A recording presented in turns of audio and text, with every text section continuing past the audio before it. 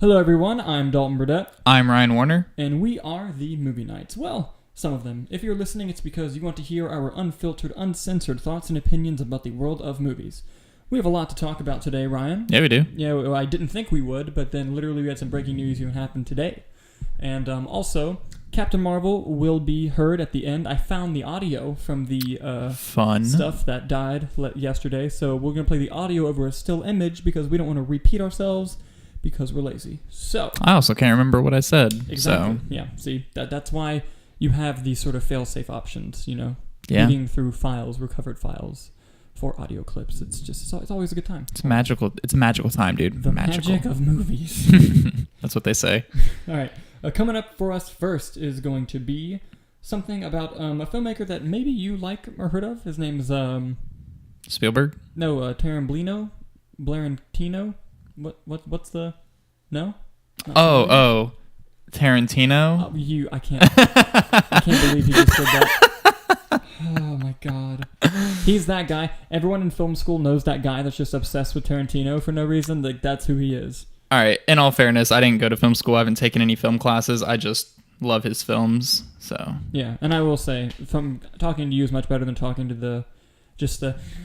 He's the best. People. And I love Quentin Tarantino, but those people are so annoying. Yeah, Okay, understandable. Dude, have you seen the meme going around right now? Like, no. It's like when he says his favorite movie is Pulp Fiction, and it shows girls just like leaving places. Really? It's so funny. I love it. It's that's a new golden. meme on Twitter. Yes. Okay, getting into it. Speaking of Quentin Tarantino, a new poster for Once Upon a Time in Hollywood, his 9th film, is released, which you can check out right here. And I love it. It just shows Brad Pitt and Leonardo DiCaprio's characters and just kind of a little tease as to what's to come. Now, I'm hoping that means that a trailer drops soon. Very soon, hopefully. Usually that's what that means when a poster comes out. But your thoughts on the poster and your overall excitement level for the film? This is a stacked cast, so I'm just automatically excited for it. And like you said, it's a Tarantino film, and I love all of his movies, so naturally I'm excited for it. But looking at the poster, like, these are just two cool cats, man, just chilling out, maxing, relaxing, living life. It is going to be a very bloody movie, which I'm hoping for. Yes, hopefully. But yeah, hopefully once the trailer comes out in the next few days, hopefully, we'll really get a feel for the kind of movie that it's really going to be, because it's not based on the Manson murders. The Manson murders are kind of happening in the backdrop of the movie. It's more so about, I believe DiCaprio's the actor and Brad Pitt's the stuntman, correct? I believe that. I think that's how it is. Yeah. So it's following them and their story. So I'm very, very curious to see how this trailer is going to play out. Hopefully it comes out either tomorrow or sometime this week, hopefully. Yeah, or even if today when it drops. I heard there was a rumor about it, but let's see. We'll see. But I'm also very much so looking forward to this movie. Mm-hmm. People are early speculating Oscar buzz for it, but it depends on how good it is. Yeah, of course. But we'll see once it comes out, and they're gonna festival this thing to the major ones, so that's when we'll start to get to early buzz when they start putting it in those festivals. But hopefully we get some news about it sooner rather than later, because I'm very excited for that. Hopefully we can talk about it next week on the podcast. Yeah, hopefully if the trailer drops. Yeah, that'd be really great. Yes. But what's next? Next is some rather big news that came out just the other day. Mm-hmm. A couple of hockey players come up to the produce stand the other day. Watch Letterkenny, just people watching this. Anyway, James Gunn was infamously fired from Guardians of the Galaxy 3 by Disney chairman Alan Horn after some old tweets resurfaced of jokes that he had said in the past, horrible jokes, but, he never actually did anything. But he was fired. It was very controversial. People didn't think that was the right approach, especially because it was so quick when it happened. Very reactionary. Yes, and which was unlike Disney.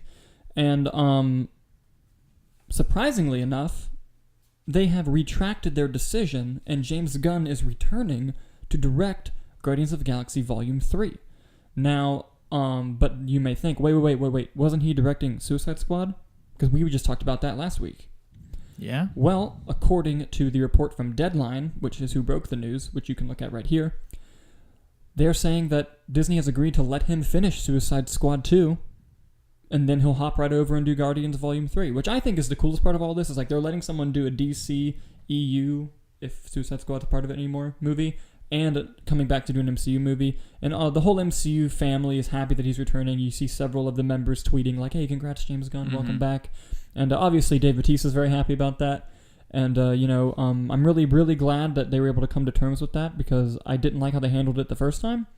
And I think that these characters really have James Gunn's stamp on them. And they say that was kind of the big problem was, they didn't secure or really look for another director intensely, but the people they did talk to, it was very much like, that's James Gunn's. No way. I'm not even getting near it. Taika Waititi even had comments saying, I wouldn't get near that even if they asked me. Nope. So I'm very excited for the fact that James Gunn's going to return. They were going to use his script with or without him, so now he gets to see it through to the end. Yeah. He'll be the first director in the MCU to complete a trilogy, which I think is very cool. And just what are your basic overall thoughts about the whole situation, and are you excited to see James Gunn return? I'm very excited to see him return. I think Guardians is through and through a James Gunn movie. It's wacky. It's fun. I wonder if he's going to do something a little bit different with it because he's going to handle the Suicide Squad first and then go over to Guardians. But it'll be nice to step away from Guardians, do something different, but still kind of in the same realm. Yeah. And then go back to Guardians 3 with maybe a new perspective on how to change a character, change a dynamic, or change a relationship the two characters have, So I'm very, very interested to see how that's going to turn out. But good for him. I mean, it makes a lot of sense to bring him back. I mean, they fired him, very reactionary. Yeah. Everyone was upset that he said those horrible things. Naturally, they fired him within the next few days. But I'm glad that, he's back. They settled their differences. And he's back to his movie. The report said that him and Alan Horn met on several occasions, and Horn was very impressed with his handling of the situation, which James Gunn handled very well. Very class act. Yeah, and just kind of talking back and forth about the possibilities. And apparently the deal was made months ago, but they've just gone public with it recently. And I am very, very happy about this. James Gunn seems to have this very real connection with the Guardians. And while I didn't enjoy the second movie as much as the first movie, I still thought it was a good movie. Yeah. And I think that seeing him return for the third one is going to be great. And I like what you said, how it'll bring a unique perspective now that he's gone and done a different film. Because I don't like it when people stay on one franchise too long without branching out and doing other things. Like Christopher Nolan, for example, in the Dark Knight trilogy, he did Batman Begins, then The Prestige, then The Dark Knight, then Inception, then Dark Knight Rises, and moved on. He didn't do them back to back to back. Yeah. Because, you don't want to see what unfortunately happened to Sam Raimi. You get Spider-Man 1 and 2 are great, and then 3 is just horrible. Yeah. And it's not... I like that movie more than most people. I don't think it's horrible, but it's not great. And, but, you don't want to see that happen. And, I'm sure there's more examples I could think of if I sat down and thought about it, but I think it just works out better in the filmmaker's favor if they're able to branch out and take their mind off of it for a second and then return later. Yeah, definitely. So I like the point that you brought up there. Although it's going to be a lot of fun seeing how Bautista's going to, what his role in the movie is going to be, because he handled the situation probably the worst of everyone. Yeah, he was kind of begging to get fired, publicly, hey, I don't want to do this. Yeah, but now that James Gunn's back, I wonder if, he's all right, I was just trying to get him back. I was just trying to be the bad guy to get him back, or what his role is going to be moving forward. I'm curious for his future comments about Disney, because a lot of the things he said, he was just pretty much bad-mouthing Disney, saying, hey, I don't want to work for you guys anymore. I'm contractually obliged to come back, but if I could get out of it, I would, Yeah. But now that Disney has brought James Gunn back, is he going to say, hey, thank you, Disney? Because that's going to be interesting. Because I don't think that Dave Bautista and Disney have a relationship after Guardians 3, unless he comes out and does these apologetic statements about, hey, I was upset, but I'm glad that James Gunn's been brought back. Yeah. So I'm very curious to see how that turns out, because I don't think he has said anything specific yet. I could be wrong. I haven't looked. I know some of the other ones have. Karen Gillan just tweeted, "We are Groot." And I thought that was awesome. I thought that was That's amazing. Great response to that. But yeah, like we said, very excited for James Gunn to come back, and I hope that he knocks this one out of the park. I really hope that he can come back and really do a great job. I'm sure he will. I mean, not that he has to really prove anything, but I think it'll be better than the other two. I hope so. I really hope so. I'm sure he's going to come back and just be like, well, this is what it's going to be. Yeah. And no one else is going to touch my film, kind of like a mentality, in the best way possible, know? Yeah. And I'm sure that him and Kevin Feige never had any bad blood, because Kevin Feige wasn't even included on the decision to get rid of him, so... I think he was actually upset that he was fired without consulting him. I'm sure. I would be. Yeah. So, but yeah, we'll see how that goes. And also, I think they're going to reinstate the plans that they had, because the Guardians 3 was going to be sort of a bridge film to take the MCU more cosmic. And hopefully they can even keep those plans now. Yeah. So, we'll see. Moving on to our next story. I'm a fan of the Flash character, aren't you? He's fun. I'm really bad at segues. But, I even liked Ezra Miller's interpretation in Justice League. Mm-hmm. I didn't love that movie, but that was one of the things I enjoyed about the film. Sure. And I also think that I think he's a very good actor. He's great in The Perks of Being a Wallflower. If any of you have never seen that, it's a great film that he's in. Really good. You should watch it. Maybe. God. But news came out. The Hollywood Reporter is now reporting something about the Flash movie, which has gone through. This solo movie has gone through so much drama, losing director after director, writer after writer. Just off the top of my head, I know they lost as a director Seth Grahame-Smith.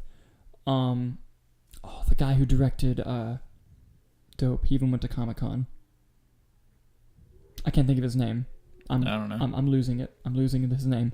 But he was supposed to direct it, and then now they have John Francis Daley and the other guy who wrote Game Night and Spider-Man Homecoming. God, my name's killing me right now.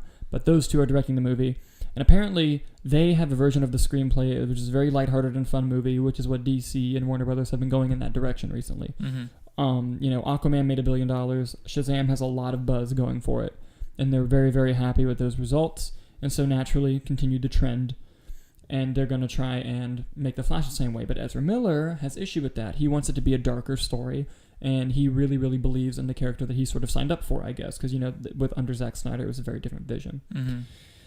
So the Hollywood Reporter is reporting, which you can see here, that Ezra Miller has decided to hire Grant Morrison, which is a DC Comics writer, to write a version of the Flash screenplay themselves to show to Warner Brothers in the hopes that they can win it over. Now, if you read the article, it's kind of hopscotchy about what this could mean, but it's sort of implied that this could be for the role. Like, he might be writing this to keep the job.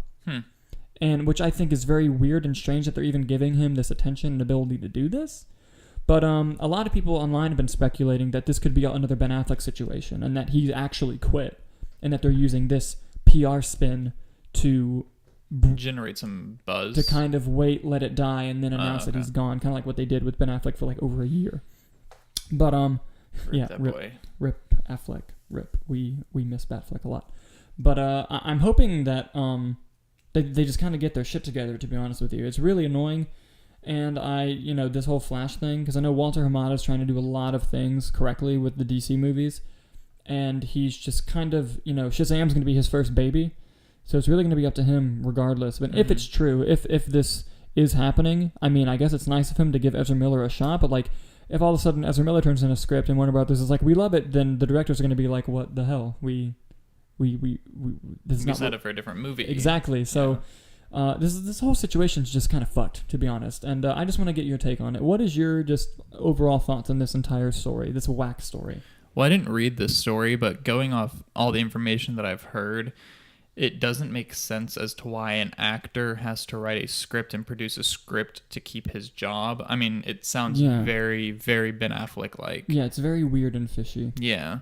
We're definitely not getting the whole story, that's for sure. Yeah, and it would make more sense, because in Affleck's case it made sense, because he is a writer and filmmaker. Yeah, Ezra Miller is not. He's like, not that I know of. Yeah. And so I'm just very curious as to, I mean, if it's true, I'm glad that Ezra has like the passion to like really want to do it the way he wants, but at the same time, I feel like that he's going about it a little bit all wrong. If they've changed directions and you're signed on to do it, then do it. That's just kind of how I see it. But I also understand being like, no, I want to do this my way. I want to get it right. But it's like, you're not in the position to do that. Yeah, he's not in a position of power to demand stuff. Yeah. I mean, he did sign up to play the character a long time ago, and he played him like for real once in Justice League, but he had brief cameos in BVS and Suicide Squad. Yeah. I mean, it's a shame that he has to go through this to keep his job. If it's something he really doesn't want to do, and DC's like, no, we're moving in this direction, this is the way it's going to be, then he should just be like, all right, this isn't the character that I wanted to play, and on good terms, and right there, let them find someone else, then they can properly proceed forward. Yeah, I feel like they're kind of just wasting more time. Yeah, which is a shame. They just need to stick to their guns. This is how we want it. No changes. It's going to be like this. Our way or the highway. Yeah. I mean, they are the people at DC. Walter Hamada is in that position of power. My way or the highway. He can easily say that, but he's not for whatever reason. And I mean, unless he is, and we're just not hearing about it. Yeah. But I mean, I'm going to take the story at face value because it is THR and they're very reliable. But it's very strange. Like, it's sort of unprecedented. I mean, it's sort of like Affleck's scenario, but like we said, Affleck was a Academy Award-winning filmmaker. Yeah. So it's weird when you think of it that way. But yeah. I think the whole situation's kind of weird, and hopefully soon we find out some stuff that we kind of, clarify this scenario a bit, because I just want to see a fucking Flash movie. Why can't I just have a Flash movie? This movie's been announced since like 2014 or something. Has it really? Something like that, 14 or 15. It's crazy. So hopefully they can just give us a Flash movie, and at this point, honestly, I don't care who. Well, I'm just hoping after Shazam, like once Shazam comes out, that clears the air on everything. Like we are headed in this direction. This is the way we want to go. Blah blah blah. Like it just. And it's odd because I never thought the tone was the problem with those films. Yeah. I always thought that Warner Brothers would take the list of complaints the movies were getting, then they'd pick one and be like, this is the source of all the issues. Back when they were under previous leadership of Tsujihara. But But I mean, even if you read the comics, like the DC comics are just a darker tone than Marvel comics. Like they're just sort of. I mean, I'm sure some storylines are darker than others. Back in the early days, it was kind of flipped because like during the 70s, that's when Marvel, like Frank Miller was on Marvel, and then in the early days, in DC was very lighthearted and happy, and then they go through their phases. Like obviously, Dark Knight Returns was very dark.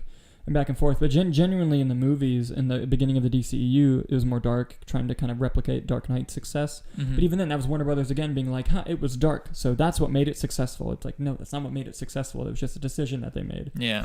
And then, when BVS came out and had all these problems with the movie, and then Warner Brothers is like, see, they didn't like this. A dark tone, that's what it was. We got it. It'll fix all the problems. We changed the tone. And it's like, no. And that's when they hired Joss Whedon. But I mean, and Joss Whedon's a great filmmaker. I just don't think that the visions on Justice League meshed well with that. I think with this next statement, I'm going to say, I think I speak for all people. Release the Snyder Cut. Oh my God. Okay. We're going to briefly go into the Snyder Cut thing. All that's confirmed is that an assembly cut was made to show Warner Brothers. Snyder Cut. It's not finished. It can't be released unless they put more money into it, and that will never happen. As much as I would love to see that version of the movie, because I really would. Yeah. It's not fully completed or done or finished. So, yeah. But it is fun to do. I did sign the petition. I did do that. Did you really? Yes, I did. Oh my God, that's awesome. That'd be funny. Yeah. But, hey, if it got announced that Warner Brothers is like, fuck it, let's throw $30 million and complete the movie, I'd be like, yes, but it's not going to happen. Yeah. It won't happen. But, okay, we're going to move on to our final story before our previous Captain Marvel review that got cut off. RIP. I'm a big fan of Marvel Comics, which I think is fairly obvious. One of my a character that I enjoy is the Master of Kung Fu, or Shang-Chi. And I haven't read a whole lot of his solo stuff, but I'm a big fan of the series Marvel Comics Presents. And in that series, Shang-Chi shows up at the end, like the bookend pages of the last few issues, and has this awesome mission that he's on. And he's just this awesome Kung Fu master, literally. And Marvel is reportedly proceeding with that film, moving forward with it. It hasn't been officially greenlit or announced, much like the Black Widow movie. Like, it has all these steps completed, the Black Widow movie, but it just has not been officially greenlit. And the Shang-Chi movie is starting to build up steam. It's been written, and now with the news you can see right here, they have hired a director. They have hired Destin Daniel, I think is his name, if I can read my own writing, to direct Shang-Chi, the movie, The Master of Kung Fu, and which he wrote and directed a movie called Short Term 12. I think he wrote it. I know he directed it, which apparently is really good and actually stars Brie Larson, so maybe that's how they know each other. Yeah. But I'm really excited about this news. I think, obviously getting an Asian filmmaker to make this movie is going to bring a unique perspective, and the one that probably would be the most accurate to the character. And I'm glad that Marvel, went out of their way to do that. They didn't have to do that. But Marvel's always been very good at finding independent filmmakers and making great blockbuster filmmakers out of them. Mm-hmm. Whether it's Taika Waititi, the Russo brothers, just there's several examples of it. And I'm very excited that this movie is going to happen. It's going to be bonkers and nuts, hopefully. And I'm very excited. What are your thoughts on the Shang-Chi movie, The Master of Kung Fu, and your thoughts on them getting the director that they have? Every time you say that, I think of the immortal Iron Fist, protector of Kung Lung, sworn enemy of the hand. No shit. It'd be awesome if they crossed over. They won't because, they don't like us that much. But that would be cool if they did that. I mean, honestly, I don't know anything about that character. But But I mean, Kung Fu's rad. Bad Kung Fu Especially- movies are awesome. Especially if they look back at like old Bruce Lee movies and take some homages. Oh, that'd be so cool. That'd be rad. Yeah. But yeah, I mean, just a kick-ass Kung Fu movie. Like, Yeah. who doesn't love that? Made by Marvel. Right. So you want this much money? All right, there you go. There you go. And, like, Go make a Kung Fu movie. Yeah, and I hope that I hope it keeps their positive track record, because Yeah. they have not made, to me, they haven't made a film that's been like bad. They've made disappointing films, the MCU, or films that aren't as good, but they haven't still made good regardless. Yeah, but they haven't made a movie that's like bad to me. Yeah. Like, I've never watched a movie and thought that it was bad, because even in the movies that I don't like as much, like Thor 2 and Iron Man 2, there's still stuff in them that I really enjoy. Yeah, and of course. enough to like outweigh the negative things. And and I think even Rotten Tomatoes, they don't have a movie that's rotten yet. I think the lowest is... I think it's Incredible Hulk or Thor 2. I thought it was Thor 2. Yeah, we actually did this conversation Thor 2 at before like on 68% the or audio something like that. podcast. Yeah.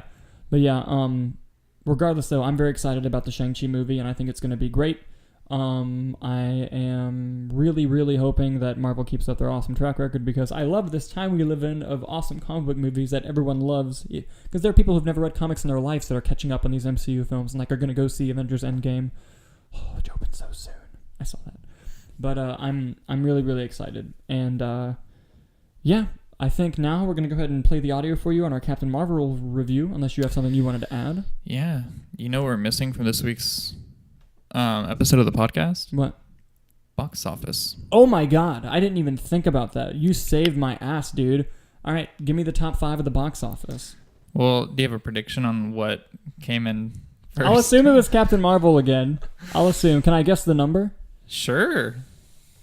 See, it opened at 150. It probably dropped like 50, 60%. I'm going to go, it made $70 million. Very close. $67.9 million, so $68 million. That was close. It dropped 55%. That's normal. Yeah. And But it's still a lot of money. Yeah, Oh my I would God. kill to have a movie make that my opening weekend, let alone my second weekend. Oh, yeah. And Shazam is predicted to open less than that. That doesn't surprise me. Yeah, but so, I mean, we'll see how that goes. I'm But sure it'll still make its I have money a feeling back. it's gonna. I mean, yeah, but I have a feeling Shazam's gonna make more than people are letting on. But Oh, for sure. but anyway, I think it's going to be one of those sleepers. yeah, go ahead and finish out the top 5 for me. So yeah, number 1 was Captain Marvel at $67.9 million. Number 2, a big step down, is $15 million at Wonder Park. Oof, Yeah. that movie was made for like $100 million too. That's not good. Was it really? Yeah, animation's expensive. Oh boy, Oh, boy. that's not good. That's That's not its good at opening all. weekend. Yeah. 5 Feet Apart at $13 million. Oh, that's pretty good because that movie seemed pretty low budget. Yeah. I mean, I can look up the budget here in a second if they have it listed. Yeah. Number 4 is How to Train Your Dragon: The Hidden World. Good. I'm Still glad in that the keeps top making 5. money. Yeah. I haven't even seen it, but I've heard it's really good. Made $9 million. Mm-hmm. And then number 5 is Tyler Perry's A Medea Family Funeral, making Still in the top $7 more 5. million. Yeah. That's awesome. That is awesome. Thank you. I would have completely not done that. Yeah, dude, I I completely got didn't you. even think about that when setting up the show today. I So got thank you very you. much. Oh, Production budget's not listed for 5 Feet Apart, by the way. okay. It's probably low. Yeah. Gonna go ahead and let you guys know. We are now gonna have content every single weekday on the Movie Nights YouTube channel, which is very, very exciting. And we just released a video, which will be yesterday for you guys, of Ryan and I talking about our favorite film antagonists. It's part 1 of a 2-part series, but hopefully if we get good reception, we'll make even more, because we purposely left off a lot of antagonists, so we have room to make more. So please check out that video.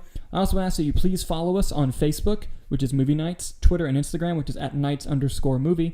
And Ryan, would you like to plug your own personal social media for people to follow you as well? Yeah, I actually don't know my Twitter handle. I don't know mine either. Funny enough. So that's why I kind of made you go first, Oh boy. because I didn't know. what Pressure's to put. on. Yeah. Yeah, so my Twitter is @WarnerRyan, and yeah, I just tweet a bunch of stuff, and eventually I'll get into Letterboxd, Oh, true.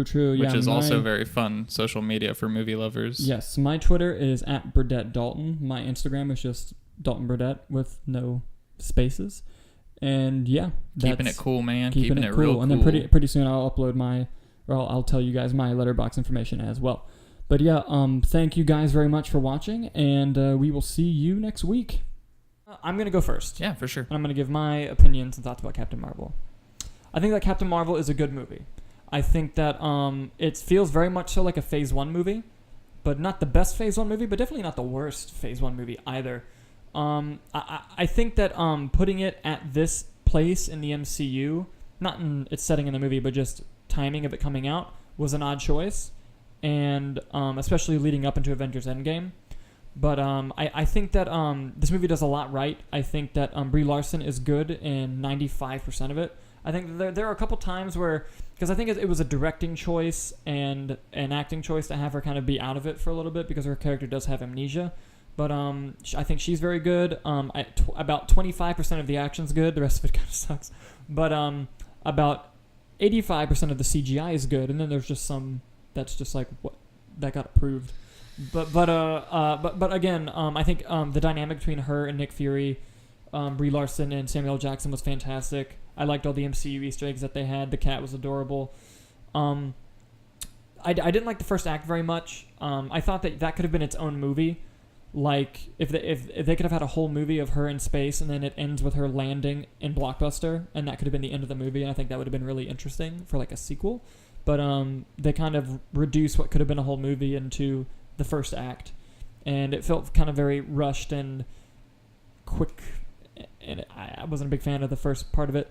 But as soon as she lands on Earth, though, the movie picked up for me, and I think that everything that happened after that was mostly really great. Ben Mendelsohn as Talos was amazing, and the Skrulls were very interesting. The story overall, I thought they did very well with in terms of the script, but there's so much happening. And for a first movie, for a character's first appearance on screen, I don't think they should have had so much happening to where it's harder to care about Carol than other introductory characters we've had in the MCU. Even though Brie Larson does a good job of getting you in, and there are excellent moments in this movie where you're just like, hell yes, like this is great. But as for my negatives with it, like I said, the script is kind of hit or miss. I think that the overall just bombastic amount of things going on really bogged it down a little bit, because some movies can do that very well, and like Civil War did that really well, Infinity War did that really well, but I think that this movie in particular suffered a little bit from it, and it didn't make the movie bad necessarily. A lot of the action scenes were very close up and poorly edited, which is unusual for Marvel films, so that was kind of disappointing. And also I think that her story arc I think there's a difference between story arc and character arc. The story arc of Carol Danvers is very good on paper when you walk through the entire movie and say, this happened, this happened, this happened, this happened. But as a character, her arc didn't feel earned, and it didn't feel like there was a whole lot that changes and things that she went through to justify where she was now, other than literal physical changes, which I'm trying to tread carefully because what it is. But overall, I like to grade my movies back when I used to do video reviews, and I would give this movie a B+.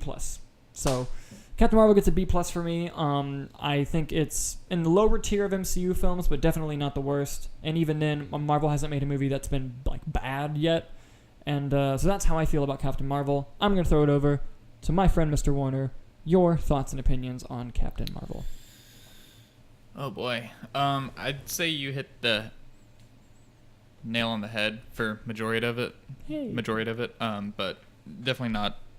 We don't see eye to eye on this film. Oh boy, here we go. I agree that her dynamic with Samuel L. Jackson's Nick Fury was fantastic. Mm-hmm. I actually liked how Nick Fury wasn't the same Nick Fury we've seen. Yeah. He was definitely evolves different over time, because he was younger. Mm-hmm. I think 20 years younger because Iron Man. But regardless, he's still younger, so he's playing a younger, less matured version of himself, which I thought he was fantastic in. Yeah, he was great.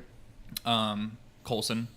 Oh God, I'm just gonna say really quick, the audience cheered when Coulson came on screen, and that's the happiest I've ever been in my life. The reveal of it was pretty cool too. Like you knew it was awesome. him, and then that was awesome. But Coulson was great. Although, he wasn't in it much. Yeah, he wasn't in it much, but he was still. Anytime he can grace the screen with his presence, I'm happy. For sure. Brie Larson does act with subtlety, like you said, and personally, I wasn't a fan of that. Okay.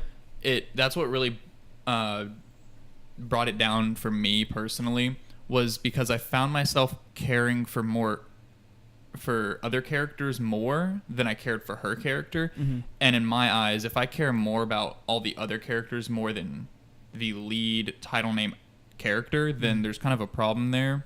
And that was one of the problems I actually had with Black Panther.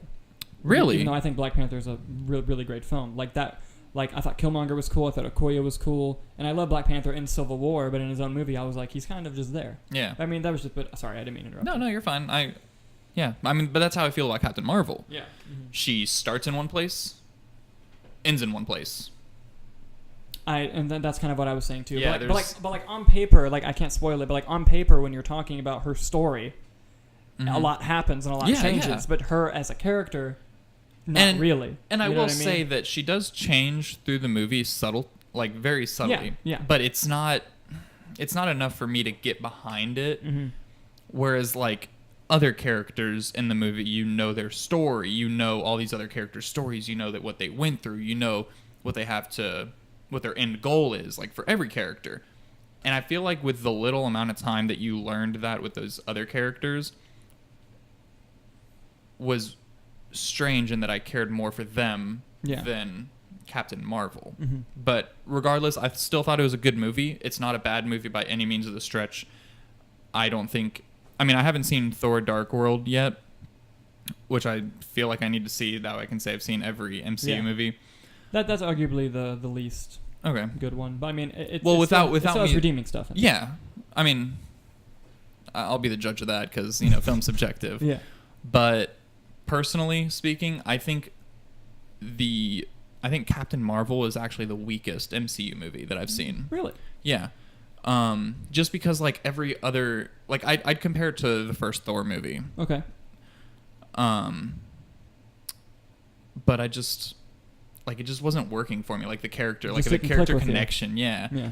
But like I said, it's still a good movie. It's still loads of fun. Yeah. I'm very excited to see where she ends up in Endgame and how her character plays out in that. Yeah, we won't spoil anything, but the mid-credits scene, awesome. Rad. But yeah, no, I don't know. I want to see where her character goes beyond this. And something I will bring up is I'm kind of comparing her situation to Chris Evans as Captain America a bit, because I think the first Avenger is kind of an okay movie. Like I think Captain Marvel's better than the first Avenger, in my personal opinion. And I didn't care about Chris Evans as Captain America until The Winter Soldier. Yeah.